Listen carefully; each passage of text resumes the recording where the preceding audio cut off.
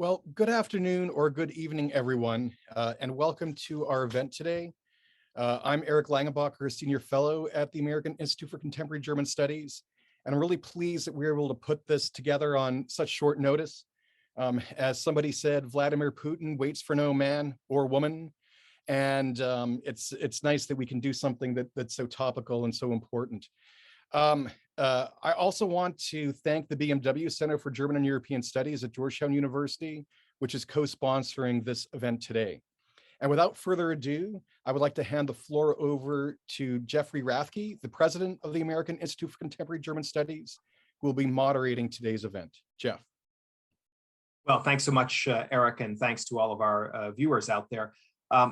I want to get us started quickly, so I'm not going to beat around the bush. I think what we see when we look in Europe, especially Russia's pressure on Ukraine and its massing of military forces around the borders of Ukraine, its demands on the United States, on NATO, and on Europe, basically to revise the existing political and security order in Europe.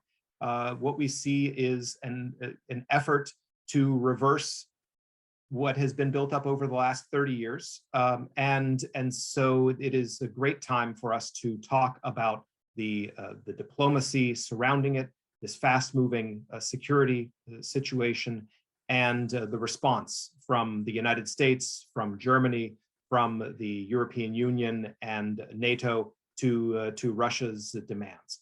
And I'm delighted that we've got such a great group of people here to help us understand this better. We have with us Dr. Angela Stent, who is a senior non-resident fellow at the Brookings Institution. She is also the author of Putin's World, and among many other positions, was formerly the United States National Intelligence Officer for Russia. We have with us Dr. Alina Polyakova, who is the president and CEO of the Center for European Policy Analysis. He's previously held positions at Brookings, at the Atlantic Council, and is also a widely published author and expert on European, Russian, and foreign relations more generally. And we have with us Peter Wittig, who is a 5-time German ambassador, including having served as Germany's ambassador to the United States, to the United Nations, and to the United Kingdom. So thanks to all of you for being with us today. One bit of housekeeping. I think we're all used to this by now. We're here on Zoom. We're going to use the Q&A function. So all of you out there in the audience, if you would like to contribute to the conversation, to ask a question, use the Q&A function. Please make your question a question, and please make it as concise as you can. That'll make it easier for me to incorporate them into our discussion. So I'd like to start with Angela Stent, who has just yesterday, I believe, a new article published on the Foreign Affairs website, which is titled The Putin Doctrine. And so I think, Angela, we're going to start with you to help us understand what we know about Russia's intent, about Vladimir Putin's intent. What can you tell us about what Russia's trying to achieve and what Vladimir Putin is trying to accomplish? I think you're muted. There you go. Thank you, Jeff, and thank you for having me on this panel. So this crisis is about much more than Ukraine. It's immediately about Ukraine, but it's about the broader issue of the Euro-Atlantic Security Order. And at least since Putin's speech at the Munich Security Conference, but even before that, it has been clear that for Putin, the post-Cold War order that developed in the 1990s, the Euro-Atlantic Security Order, was an order that did not take Russia's interests into account from his point of view. And now Russia is revived, its army has been built up, it has $600 billion of foreign currency reserves, it's a regional superpower at least. And he feels it's now time, looking at the West, and I know we're going to get into the diplomacy of that, to strike and to make the West agree to recognize and respect what he sees as Russia's legitimate interests in its neighborhood, in the post-Soviet space, and really beyond that, even in Central Europe, as these two proposed treaties that were given to the United States and NATO in December show. So a sphere of influence in the post-Soviet space, the ability to determine how Ukrainians' foreign policy, if you like, and really what he would like to see is a pro-Russian government in Ukraine. But beyond that, they're now talking about NATO retreating to where it was militarily in 1997, before the first NATO enlargement. And so that would affect, of course, Poland, the Baltic states, Hungary, all of the countries that joined NATO after 1999 as well. And he looks at the West. He sees this is a time to strike. He looks at the United States, which looks divided, a president who's unable to get his domestic agenda through, Europe, Germany, we're going to hear about, again, preoccupied with itself. And he believes that he is going to insist that the West meet his demands. But again, it's not just about Ukraine. It's about the broader question of Russia's role really on the European continent. And if we talk about this, what is essentially a renegotiation of the post-Cold War settlement, how far do you believe that has to go in Russia's view? You said it's not just about Ukraine, but do you think Vladimir Putin or anyone in the Kremlin believes that that NATO would revert to the 1997 deployment and placement of troops and infrastructure? I doubt that anyone really believes that, but he's certainly trying. And if you say he's starting from a maximalist position, there's obviously going to be some negotiating room here, assuming there are negotiations. If there's a war, then we're in a different situation. But I think they, at a minimum, they want this promise that NATO will not enlarge again. It will a written guarantee for Russia that there'll be no more NATO enlargement, and I think that would be the starting point for them. Mm-hmm.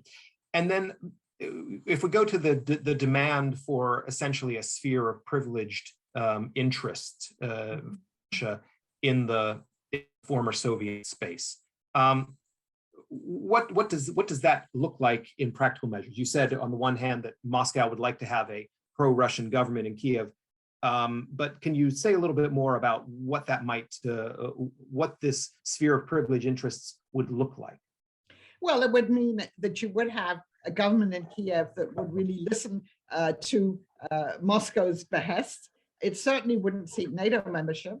It would, for instance, allow Russian business interests to flourish, their media interests. We know President Zelensky's been clamping down on some of the Ukrainian oligarchs who are very closely connected to Moscow. So it would really be, if not an absorption by Russia of Ukraine. And don't forget, Putin published this 5,000-word essay in July with his own particular view of Ukrainian-Russian history, where he said, we're brothers, we're one nation, we're not two nations. But I don't think it would be total reabsorption. I don't think Putin's trying to recreate the Soviet Union, but certainly to have a subservient government in Kiev that would also, by the way, not only reject NATO membership, but of course, European Union membership. We have to remember that the trouble started that led to the events of 2014, when President Yanukovych was toying with the idea of signing this partnership and cooperation agreement with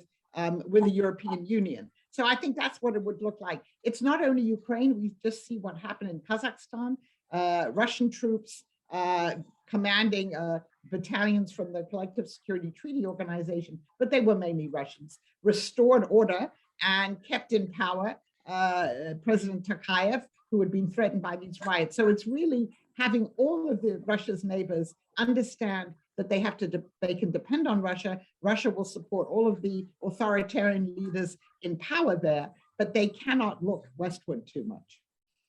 Last question, and then we'll turn to Alina Polyakova. Do you think there is, of course, the Western response has been focused on deterring Russia from further military aggression against Ukraine. Do you think that Russia and President Putin can be deterred? It remains to be seen. We have this huge military buildup, intimidating Ukraine and the countries around it. And you have the threat of unspecified measures that will be taken if the West doesn't accede to Russia's demands. On the other hand, today we have Foreign Minister Lavrov saying, oh, there won't be an invasion and we're going to continue negotiating. We don't know whether Russia has been deterred yet. And I think we'll find out probably in the next few weeks. But I think a key point, and this comes out in your article, which I encourage everyone to read, is that even if an invasion doesn't happen right now or imminently, that we are essentially, through Russia's position and its demands, we are on a path for Russian disruption of the European political and security order for many years to come. Is that a fair characterization? Yeah, that's a fair characteristic. Exactly. So even if we avoid war, Putin's not going to suddenly retreat into the Kremlin and say, oh, I don't really care about this anymore. And there will be continuing pressure on Europe and on Russia's neighbors, to change the situation there. And he's not going to give up, Putin, because he sees this as the right time for him to do it. He's turning 70 this year. Maybe he's thinking about his legacy. Of course, he can be in power till the year 2036 or beyond. But this is the mindset of him and his close advisors, as far as we can see, and they're not going to retreat on the basic fundamental issue of the recognition of what they consider to be their legitimate interests.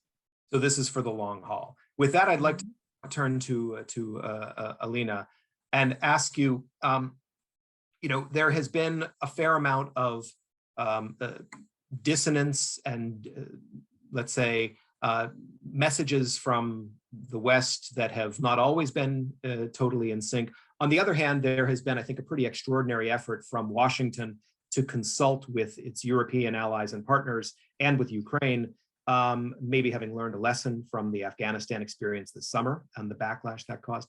But how do you assess the strength and the solidarity of the diplomatic and indeed military response as it's evolved over the last couple of months? Well, no, thanks very much for the question, Jeff, and thank you for putting this important discussion together. Before I get to your direct question, just a quick comment on what Angela said, which I completely agree with everything that Angela put on the table. I would just add that this disruption, as Angela noted in her article as well, strategy, if you want to call it that, has been there since at least 2008, when Russia first invaded Georgia. I think it's just unfortunately taken a very long time for the Western alliance, and certainly for the United States, which for many US administrations has sought to pivot to Asia in various ways. It's taken us a very long time to understand the geopolitical reality that Putin has been crafting by affecting the facts on the ground at the end of the day.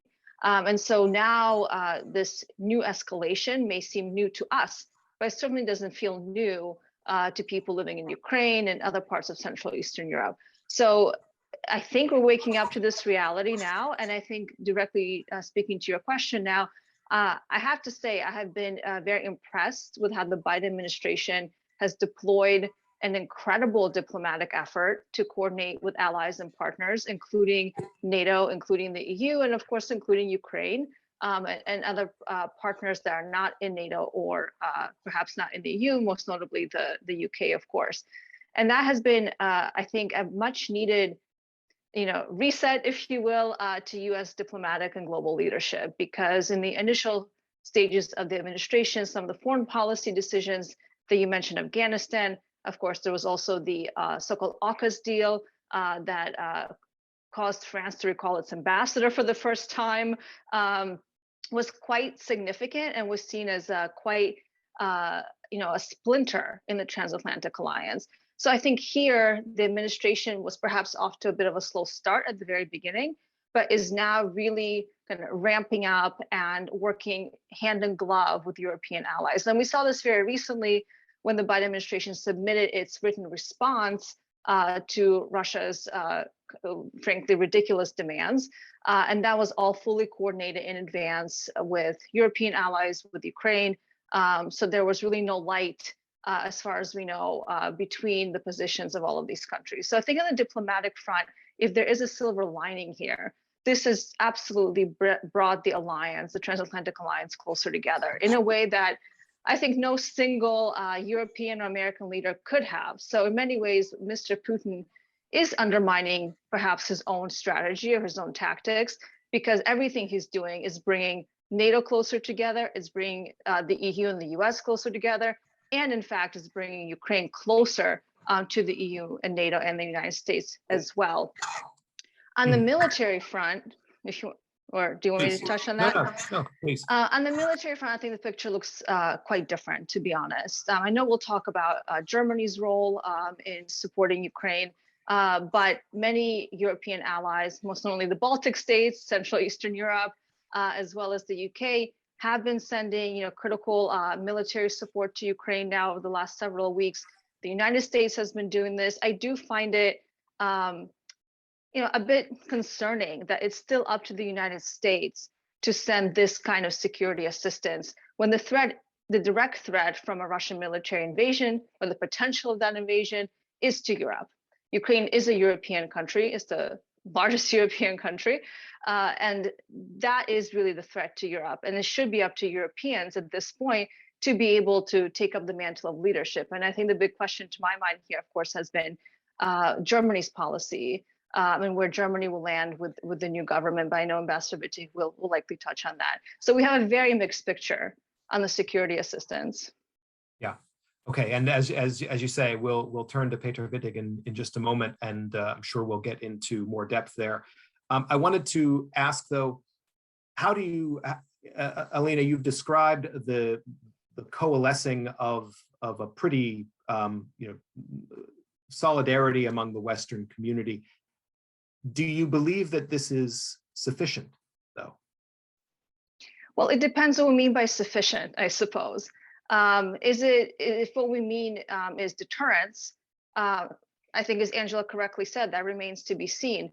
I think the unfortunate reality is that despite all of the potential consequences that the Western alliance, the United States, has discussed, ranging from quite significant economic sanctions, not potentially including Nord Stream 2 pipeline, which is completed, but the gas is still not flowing through. And this has, of course, been a long-standing interest and a geopolitical project for Russia to get basically gas into Europe and bypass Ukraine in the process. All of these long-standing interests are now potentially on the table for sanctions, and that would really hurt the Russian people. It would potentially hurt people close to Mr. Putin as well, including himself. The US has said that we would be considering sanctions on Mr. Putin himself. On top of that, some of the consequences we've outlined in somewhat ambiguous terms at times do include a more assertive NATO posture in the eastern flank, which Mr. Putin has never wanted to see, and of course has been pushing against for a long time. But I think the reality is that Ukraine and this vision of a greater Russia beyond its borders that has its sphere of influence is so deeply important to the Kremlin and potentially Mr. Putin personally, that they would be willing to accept those potential risks in the long term. Okay, well, that's a great place to transition to Peter Wittig, and to ask you for your assessment of the diplomacy. Is it coalescing in your view, and is it going to be effective? I think you've got your mute on.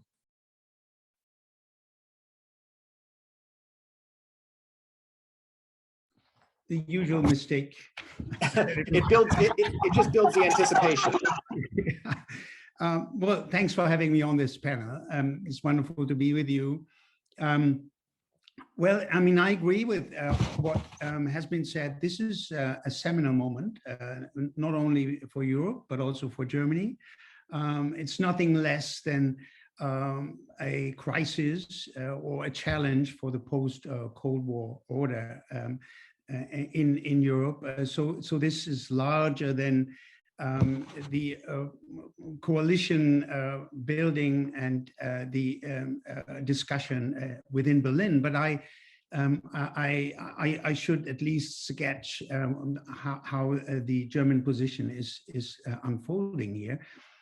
This government was a little bit caught off guard by this first major large-scale foreign policy crisis, and it led to a rather lively domestic discussion. This coalition had not made up its mind on Russia before it took power, and as you know well, there was a Russia fault line within this three-party coalition, while the Social Democrats are still feeling kind of obliged to the historic Ostpolitik legacy of their icon Willy Brandt, and they emphasize always dialogue with Russia. The Green Party is on a different track, and to a certain extent also the liberals, they are much more critical vis-a-vis Russia on human rights and on Nord Stream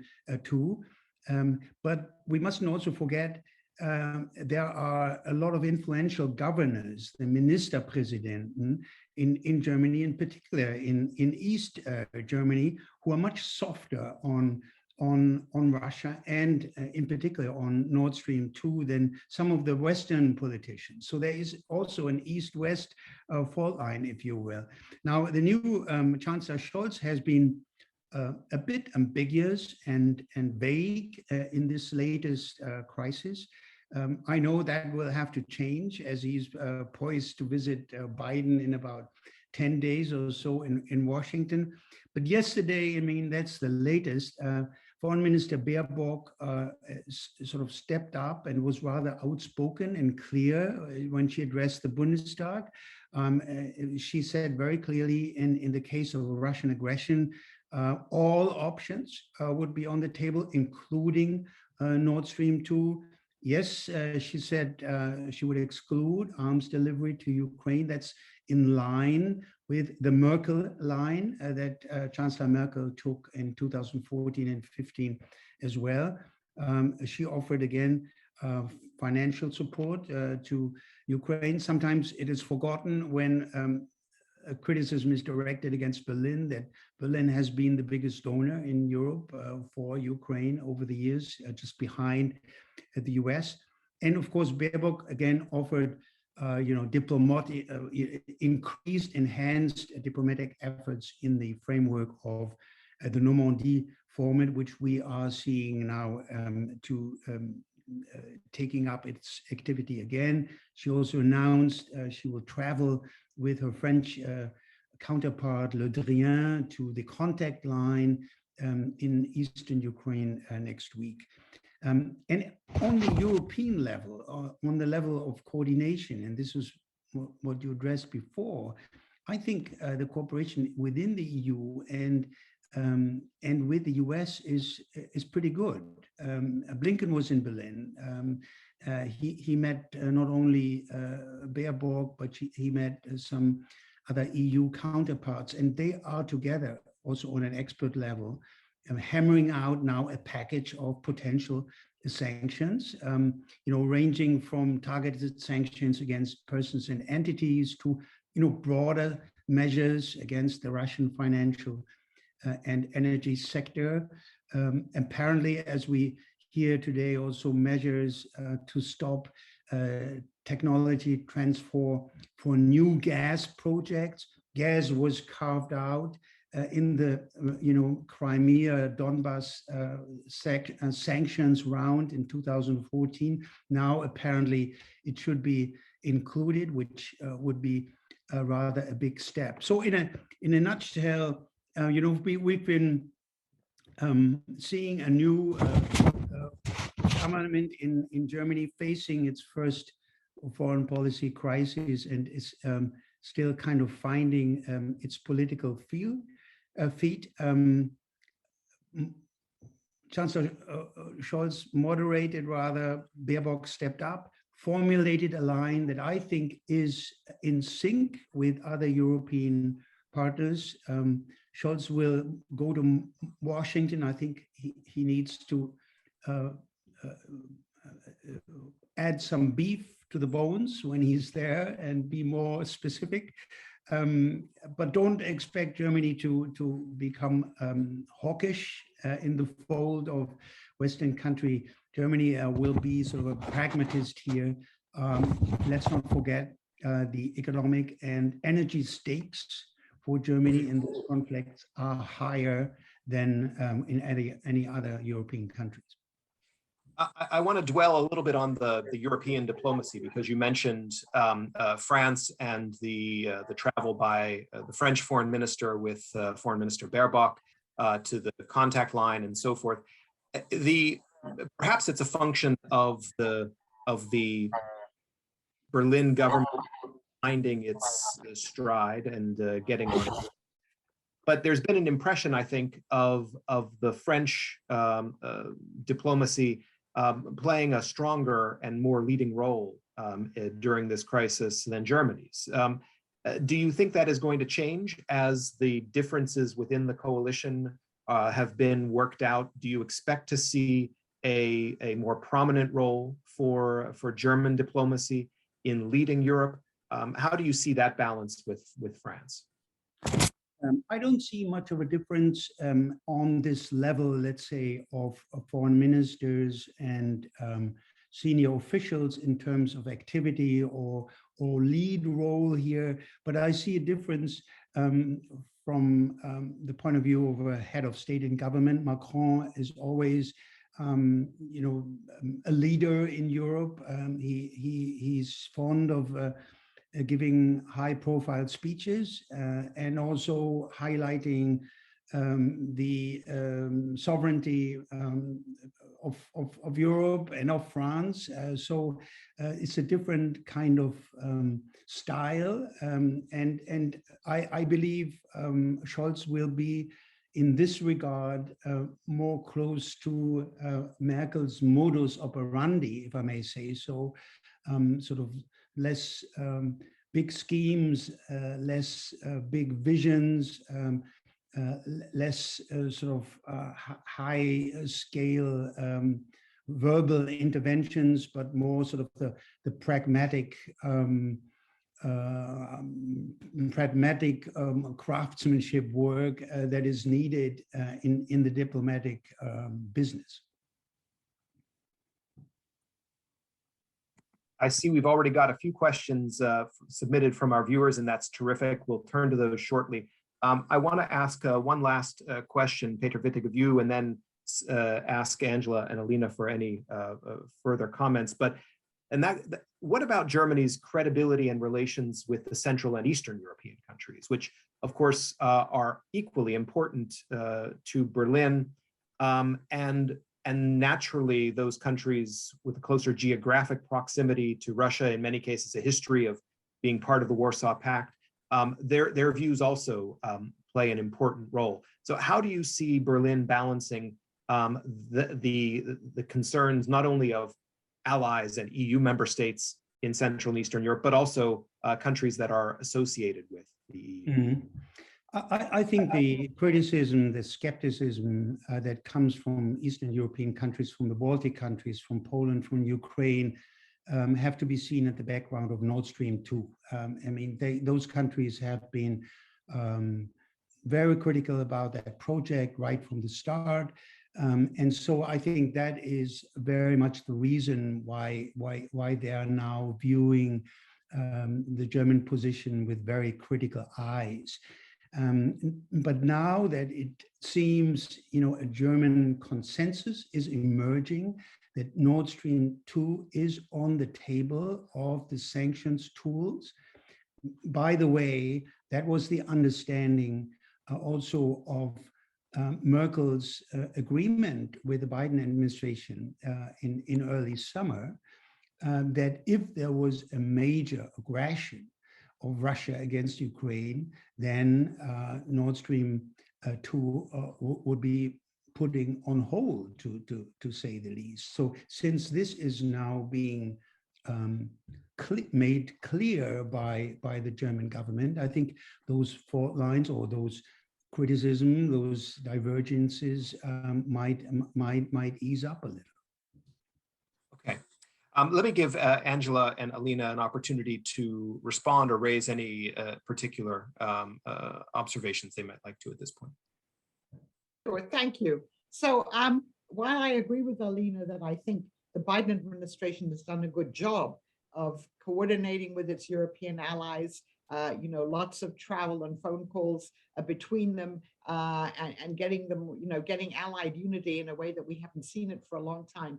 I do think that on the question of sanctions, if we haven't talked about proportionality, right, which is something that came up last week when President Biden had his news conference. If there is a limited quote unquote incursion, what kinds of sanctions would that trigger, as opposed to a full-scale invasion going to Kiev? And I think that's probably something that is being discussed behind closed doors, and I hope it is. But I think, as Ambassador Wittig has pointed out, these sanctions will affect Europe much more than they do with the United States, because we just don't have the same economic or obviously energy stake in relations with Russia. And I think you've already seen questioning, not only in Germany, but in some other European countries. This week, an Italian business group had a Zoom call with President Putin, even though the Italian government, I think, wasn't thrilled about it. And they talked about the need to improve economic relations, intensify them. There are a lot of economic interests in Europe that would be badly affected by this. I mean, particularly things like ejection of Russia from the SWIFT system, which I'm not sure is really on the table anymore, but that obviously affects a lot of countries, including those in Europe that deal with Russia. Sanctions against the entire Russian energy industry is something else that's been on the table. That would, of course, adversely affect a lot of other countries. Nord Stream, I would agree that there is now a consensus that if there is a military incursion, again, depending on what that looks like, then Nord Stream might not go ahead. But I note that the company, Matthias Warnick's company, has now registered in Germany. This was one of the problems. It was registered in Switzerland, and therefore the certification couldn't go forward. So the certification for Nord Stream is, I think, going to go ahead now, although that will take some time. So I think we just have to remember that at the moment, I think allied unity is very impressive. But if there were some, particularly a more minor, maybe a mixture of cyber, false flag operations, Russian troops formally going back into the Donbass and maybe taking some more territory, I think it's going to be much more difficult to get allied unity on what kinds of sanctions should be imposed. Alina? Yeah, absolutely. I think that threshold question is the key here. And we heard President Biden, I think, being frustrated about this in his press conference a little bit of time ago. But I think these are the discussions that are happening behind closed door. And of course, as we saw in 2014, so-called little green man, unmarked Russian troops invading Crimea wasn't enough for a more comprehensive approach. We did do sanctions, but those sanctions, for the most part, the Russian economy and the Russian central bank has adapted to and built some perhaps protection from. And many of the things that are being discussed now were also on the table in 2014, but weren't implemented because the Obama administration chose to take a more measured approach, a more cautious approach, if you will. So the Russians have known what the potential toolkit is on the economic sanctions side for a long time. And they've had the time to shore up their financial system to a certain extent, to reinvest and in their sovereign, not their sovereign wealth fund, but also their so-called rainy day fund, their reserves, both ruble and dollar denominated reserves. And they essentially have a war chest now. So the sanctions, I think, are less of a threat now than they were in 2014. And just a comment on the European side, we saw just today, I believe President Macron has a phone call with Mr. Putin. I think it just happened. We haven't seen any readout from that. We've had the so-called Normandy format discussions occurred this week as well with France, Germany, Ukraine, and Russian representatives. So I think there's a lot happening on the European side. And what concerns me is that the French perspective on this has been very ambiguous for many years. And we just heard President Macron say that in a speech he gave the opening of the French presidency of the EU just like a few days ago on Wednesday, that he would like to pursue a new security pact with Russia at the European level, which we would then take to NATO, meaning France, would then take to NATO for some sort of discussion with the United States involved. I think this is deeply, deeply counterproductive. And it provides Russia an opportunity to exploit the kinds of divisions and vulnerabilities we have within the alliance, which is, of course, part of the strategic and tactical approach the Kremlin's been crafting. So I agree with what my colleagues have said. I wish there was greater consensus between France and Germany in particular on these issues. I can't let that pass without giving Peter the opportunity to comment on that, and then we'll turn to questions. Well, on the German and French approach and where it might differ, I said a couple of words. Let's not forget, Macron now is in the midst of the end game of his campaign. Well, he has not officially started this campaign for re-election, but he will be.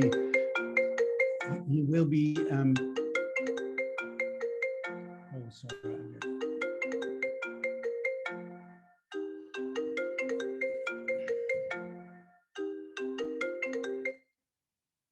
I got a phone call here from my wife. I'm sorry.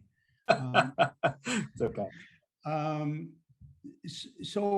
You know, President Macron is in an election campaign, and he's constantly emphasizing the point of the French role in this, of European sovereignty. And I think this is a recurring theme with him. I think the Germans have a slightly different approach. At least Chancellor Merkel was always emphasizing that we need the transatlantic unity here, and we can't go it alone in Europe. And I assume that Chancellor Scholz will be on this same line. So I would not. I mean, I'm not discarding the French approach, but I would say a lot is due now to this particular situation of President Macron, and he feels he's forced to almost every day emphasize the important French role and European sovereignty in issues like even the relationship of the West to Russia. Okay. And for those more interested in the question of French policy, I would also highlight Alina has an essay on the Foreign Affairs website titled Macron's Flawed Vision for Europe. So I commend anyone interested in that also to read her more complete thoughts there. So let me turn to some of our questions, and there are a number of good ones here. So I'll try to go through them quickly. The first one I'm going to take is from Thomas Kleine-Brockhoff, the head of the Berlin office of the German Marshall Fund of the United States. And he writes, during a visit to Kiev with a GMF group last week, we were told over and over again, the West should move from a reactive to a proactive mode, by which they mean sanctions now rather than later in order to deter Vladimir Putin. How do our panelists view that proposition? I'll leave that open to anyone who would like to comment on that sequencing. I can start us off there. My concern with this approach is that we would not get European unity on it. We have pegged any sort of consequences, including sanctions, on the act of Russian aggression or invasion. And we've discussed that's a problem in itself because we haven't defined what that actually means. So I think at this point, we heard, I think Germany some weeks ago basically reject this idea outright. So the idea is just not doable if we want to have transatlantic alliance on this. Taking that off the table, the idea of putting potential sanctions on Russia or increasing the sanctions on Russia because of their aggressive posture vis-a-vis Ukraine, I think could be something worth exploring. But again, it's not something that I think the United States should do unilaterally. And unfortunately, that would be the case if we move forward on some sort of preemptive sanctions. Let me just add something. I agree with Alina, but Thomas makes a very important point. We have essentially responded to a Russian agenda. Ever since these treaties were presented in December, everybody's been running around, frantic diplomatic activity. Putin is calling the shots on this. And I think that's the difficulty here. And that's why people want to find some way of the West having more, if you like, agency here. But I agree completely that imposing sanctions now would be very hard to get allied unity on it, and it really would be premature. Peter Wittig? Nothing to add here. Okay, great. Then let me turn to a sort of two linked questions. One from Jonas Driedger, which is to say it's a question about the continuity of Russian policy. You know, if Putin were to depart the scene, would a successor regime hold on to what you, Angela, have described as the Putin doctrine? And then related to that, this is from Dieter Detke. Would you like to expand on Putin's sort of one nation theory, especially when it comes to the Russian and the Ukrainian people and his 5,000 word essay that you've already referenced, and whether there is any possibility for a sort of regime change option driven by Moscow toward Ukraine? Well, maybe I'll start off with this. I look forward to my colleagues' views on this. You know, this is the question, right? If Putin were gone tomorrow, would the policy change? So right at the moment, I mean, from what we understand, there's a small group of people around him, you know, mainly from, he comes from the intelligence services, so do they, and from the sort of defense part of the establishment too, that supports this kind of policy. There is some reason to believe that there are others, you know, in the system there who focus more, let's say, on the economy and want Russia to be a modern country, more integrated with the world, that I think would take a somewhat different view towards it. But I think people believe that immediately after a departure by Putin, the policy wouldn't change that much, but it might change over time. If you get younger people who are in the Russian bureaucracy today coming to the fore and understanding that maybe it's in Russia's interest to have a less confrontational relationship with the West and not rely so much, as Russia now is doing, on the relationship with China.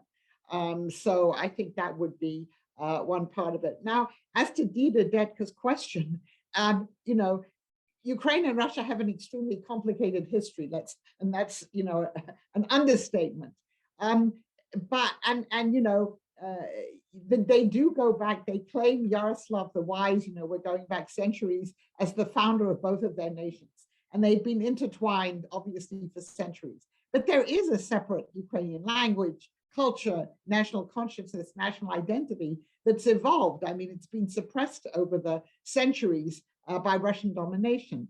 And there are, you know, on the other hand, there are many families, for instance, today in Russia and Ukraine that are mixed. They're, you know, so where they are linked together, and they are, if you like, brotherly nations or sisterly nations, but they are distinct nations with distinct national consciousnesses, despite the fact that Ukraine's borders have changed so much over the centuries. Alina.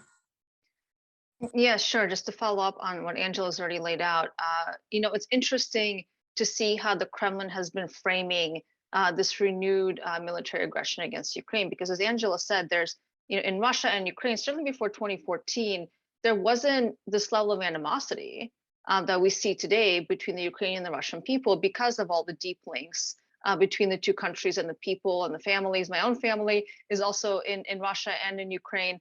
And so this conflict has actually put quite significant wedges from a personal perspective to many people. And for that reason, if we look at polls that actually ask Russians, or anecdotes, I suppose, and not a huge number of up-to-date polling right now, you know, would you support a war with Ukraine? The answer is no. Because the Russians don't see Ukraine as the enemy. So for that reason, when we've seen the Kremlin state-controlled media do in terms of its disinformation propaganda campaign in Russia is, you know, basically frame Ukraine as a victim of Western coercion, US coercion, NATO coercion, that they're being pulled into NATO, being forced into that direction.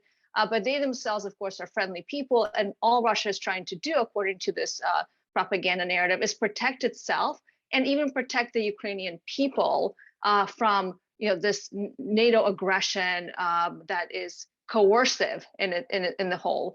So that is how I think the Kremlin is trying to separate a potential war with Ukraine, knowing the public opinion would not support it. It is interesting to see whether this will work. All I can say is that the last poll I saw on this from Russia was from the Levada Center, the independent pollster in Russia. It was in May. that said about, I think it was 48% of Russians saw the crisis in Ukraine as the fault of NATO and the United States, not the fault of Russia. And I would assume with the renewed propaganda campaign, those numbers are even higher now. Okay, thank you. I've got a question here that's about Germany's internal politics, especially as it relates to Russia policy. So Peter Wittig, I want to direct this one to you. And the question is that of the three coalition parties, the Greens and the Liberal FDP have been pretty outspoken in terms of standing up to Russia. The Social Democratic Party has had some internal splits about the approach to Russia. What can the United States and other NATO allies expect from the German politics on this in particular? And are those divisions diminishing or deepening? I think they are on the way to convergence, those three parties, but the real litmus test is still out. And it comes when there is an aggression of Russia against Ukraine. Depending on the severity of that aggression, the sanctions will have to be calibrated. And then the question comes, how far-reaching, how intrusive, how coercive are those sanctions? And then we might have a debate again, because as Angela has pointed out, the stakes, the energy stakes, the industrial stakes, the economic stakes of Germany are very, very high with Russia. And so our exposure is so much more intense, and our dependency is larger than any other compared state in the European Union. So the jury is still out of whether this government will see eye to eye when we face Russian aggression. Let me also ask, Peter, there is, because you referred to the foreign ministers reiterating of the German policy of not delivering weapons, whether lethal or not, defensive or not, to Ukraine.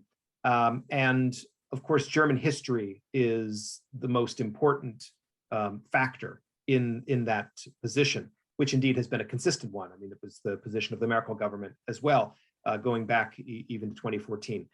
And of course, that's connected to the experience in the Second World War and the invasion by Nazi Germany of the Soviet Union.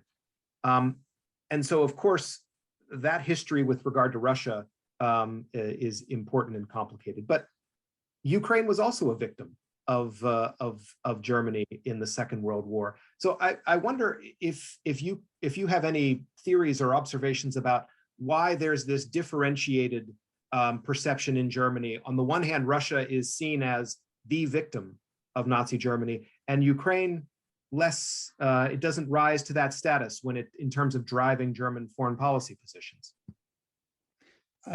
Jeff, I agree with you. I'm personally critical to resort to historical reasons in this question. I agree with you. Ukraine has been a major victim of the Nazi aggression.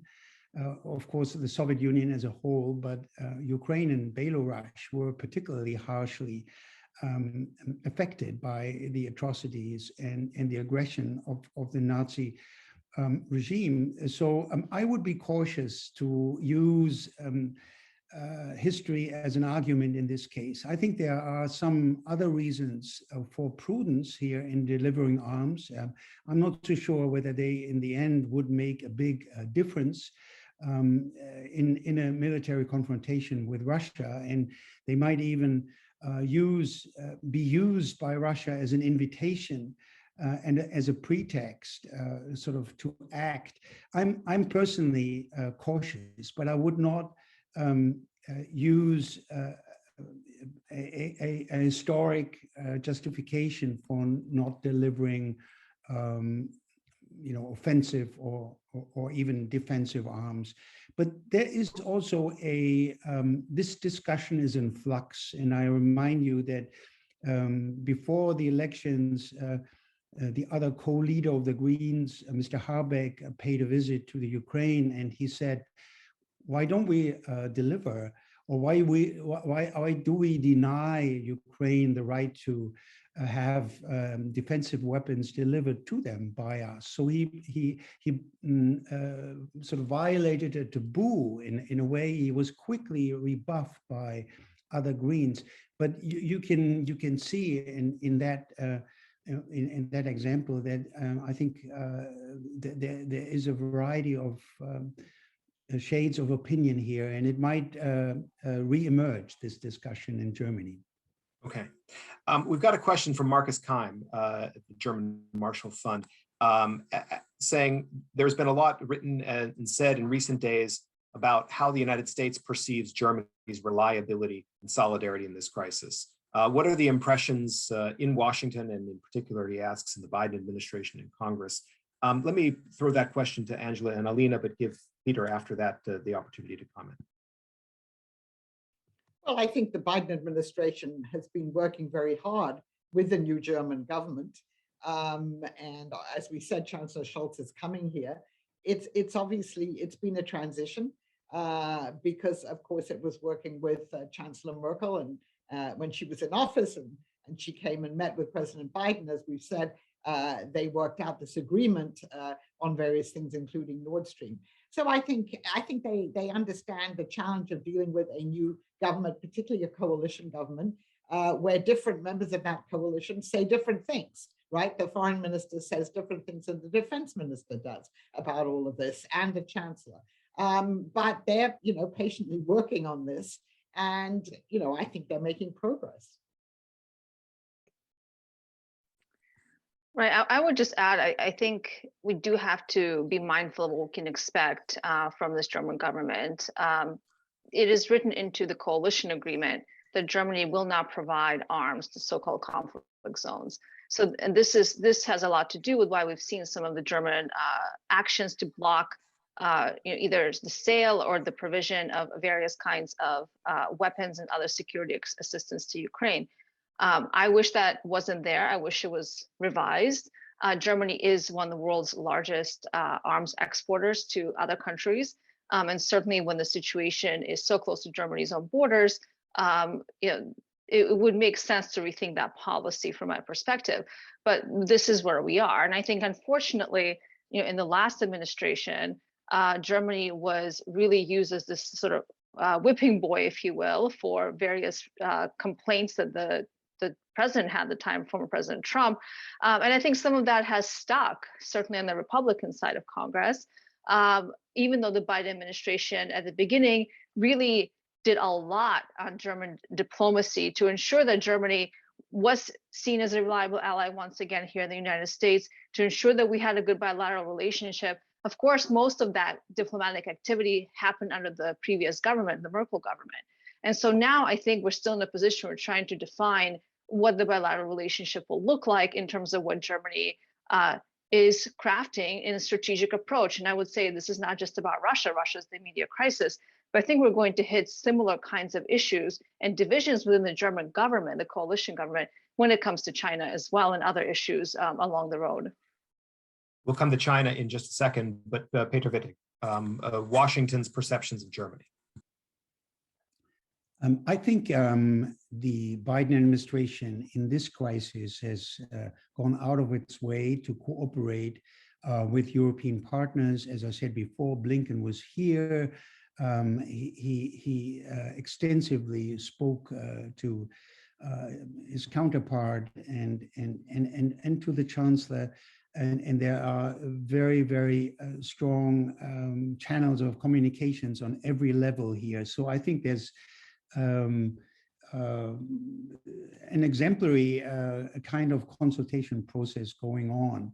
And in the end, I think Germany will do its best to be part of that Western coalition and forge sort of a credible front of deterrence in terms of sanctions against a possible potential Russian aggression against Ukraine. But I think there's also a widespread view here in Germany that we cannot sort of blindly follow a hawkish Washington line. And I'm not referring to Biden here, but what emanates from Congress, a very tough line. Even if you look at the Menendez proposals, this whole spectrum of really crippling sanctions against Russia, that is viewed here with sort of caution. And I think, again, here, I reiterate my point, the jury, the litmus test is out there. If an aggression happens, how can we wisely calibrate the sanctions toolbox that we have?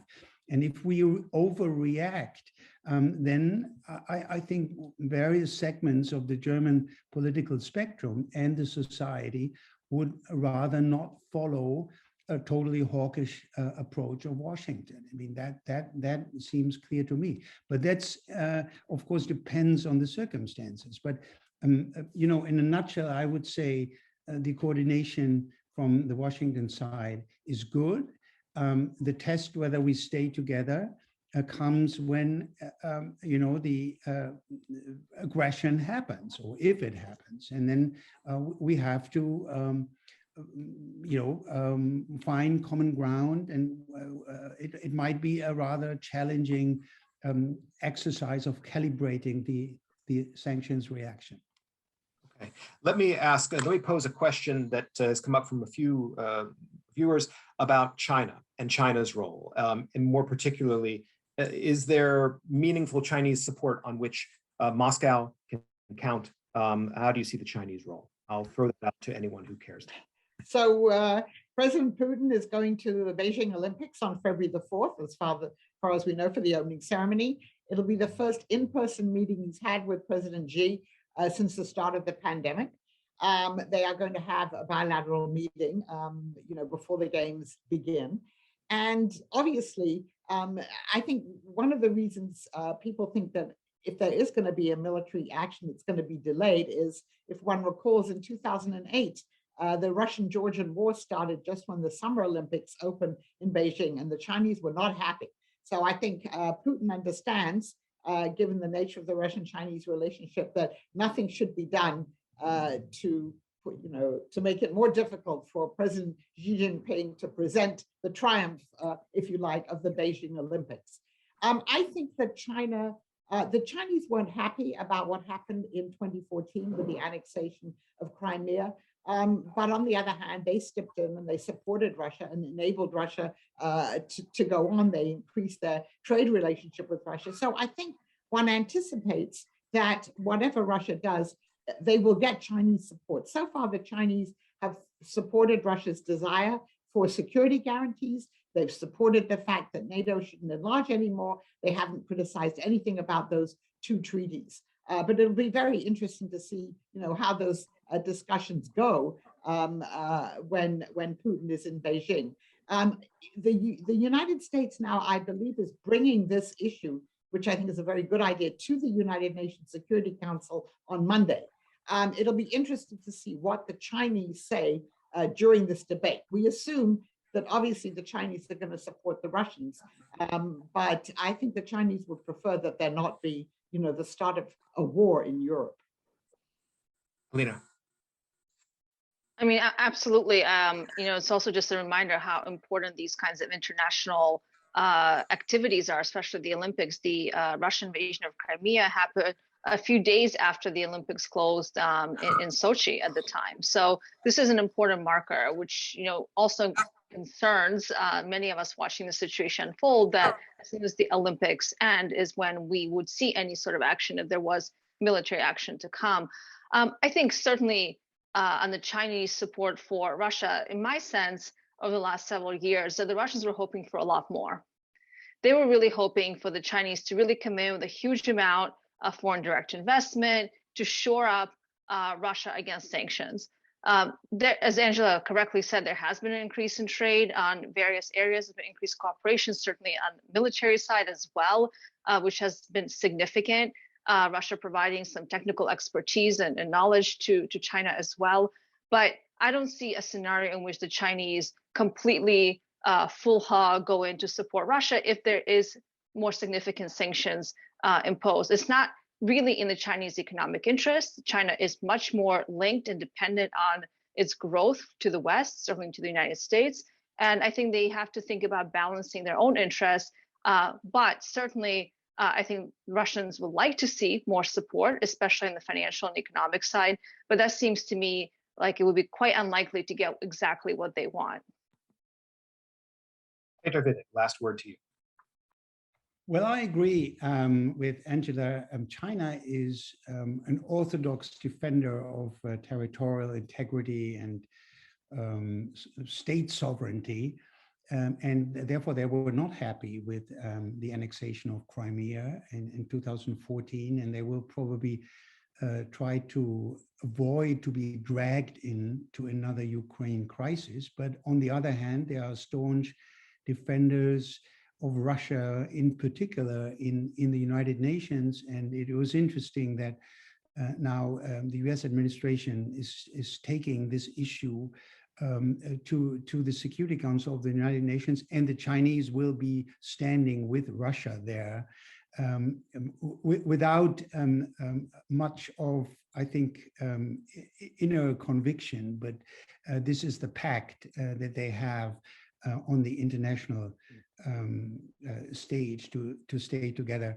And in the end, of course, nothing will emanate of the Security Council because the two can block any meaningful action in the Security Council with their vetoes. So, but that's rather a show, not a show, but another attempt to internationalize that campaign against, or that that attempt to contain Russian aggression, and to take it to the Security Council is a wise and good move by the US. Okay, well, we have reached our time limit, gone a couple of minutes over. So I want to thank all of our viewers today. We had a great audience and great questions from them. I want to thank Angela Stent, Alina Polyakova, Peter Wittig for your expertise and insights that you brought to the conversation today on really the top international security issue right now. I want to thank our partners at Georgetown University, the BMW Center for German and European Studies, and my colleagues at AICGS, especially Liz Hotari and Eric Langenbacher, for the role they've played in bringing this discussion together today. So thanks to all of you. We look forward to seeing you again soon and wish you all the best. Thank you.